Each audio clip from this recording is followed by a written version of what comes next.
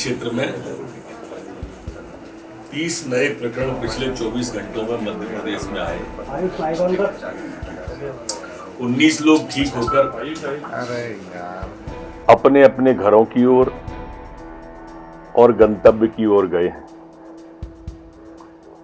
263 active case संपूर्ण मध्य प्रदेश में corona के हैं, जबकि संक्रमण दर हमारी 0.006% है। रिकवरी दर हमारी स्थिर बनी हुई है 98.6 पर। पिछले 24 घंटे में मध्य प्रदेश के अंदर 54,258 सैंपल कोरोना के लिए गए हैं। शासन प्रशासन पूरी तरह से मुस्तैद है कि हम कोरोना को, तीसरी वेव को मध्य प्रदेश में नहीं आने दें। उसके लिए जो हर संभव कोशिशें हम कर रहे हैं। तैयारी हमारी पूर्ण है, चाहे वो ऑक्सीजन प्लांट की हो, चाहे वेंटिलेटर की हो, चाहे आईसीयू के बेड की हो, चाहे साधारण बेडों की हो।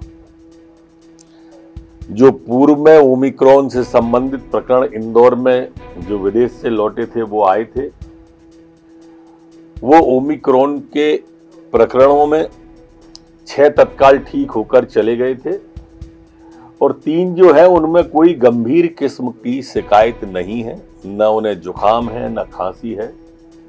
अभिप्राय कहने का यह है कि घबराने की जरूरत नहीं है, सावधानियों की जरूरत है। अब कांग्रेस पे कुछ बचा ही नहीं है। उनकी गलती की वजह से चलता हुआ चुनाव रुका। हम सबको साथ लेके चुनाव कर रहे थे, उसमें पिछड़े भी थे, सामान्य भी थे, एससी भी थे, एसटी भी थे। लेकिन इनको चूंकि हार का डर सताता है और ये कोर्ट में पहुंच गए। कोर्ट में गए और चैलेंज किया कि हमने जो अध्यादेश लाए हैं वो गलत है, लेकिन कोर्ट ने स्टे नहीं दिया। फिर दोबारा हाई कोर्ट गए, फिर तिवारा गए, फिर चौथी बार गए, ग्वालियर, इंदौर, जबलपुर सब जगह गए, लेकिन कहीं से भी कांग्रेस के लोग जो कहते थे हाई कोर्ट ने उसको नहीं माना और अध्यादेश को सही माना, तो ये सुप्रीम कोर्ट चले गए। सुप्रीम कोर्ट ने वापस हाई कोर्ट में भेज दिया, फिर वापस हाई कोर्ट से नहीं मिली तो ये कांग्रेस के सांसद, कांग्रेस के जो नेता हैं जाफर जी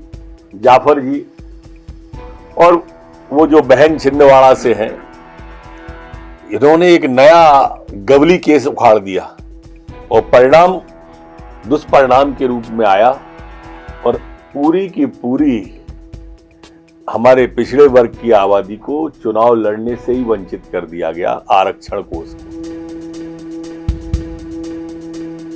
दिग्विजय सिंह ये कह रहे हैं कि मोबाइल वाली और जींस पहनने वाली लड़कियां नरेंद्र मोदी को पसंद नहीं करती हैं, जो ज्यादा एजेड हो जाती हैं वही करती हैं। प्रियंका जी के हवाले से उन्होंने ऐसा कहा है। अब मैं प्रियंका गांधी से ही सवाल करता हूं कि ये बुजुर्गवार जिनकी महिलाओं के पहनावे पर नजर है, इनकी सोच के बारे में प्रियंका जी सोचें। कभी महिलाओं को टंचमाल कहते हैं, कभी महिलाओं को आइटम कहते हैं। आपका मैं लड़की हूं, लड़ सकती हूं, इस सोच से आपके इन बुजुर्गवार नेता की सोच कहां तक मेल खाती है? प्रियंका जी थोड़ा स्पष्ट कर दें। समाजवादी वाले क्या नोटों के बंडल मिले? अब ये स्पष्ट हो गया है ये कौन सा समाजवाद है।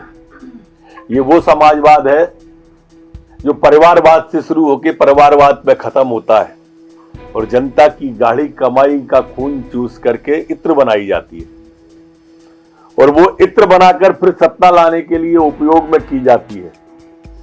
आज इनकी दीवारों में वो खून सड़ रहा है, जहां से भी खुरच रहे हैं वहीं से नोट बरस रहे हैं सब समाजवादियों इत्र के।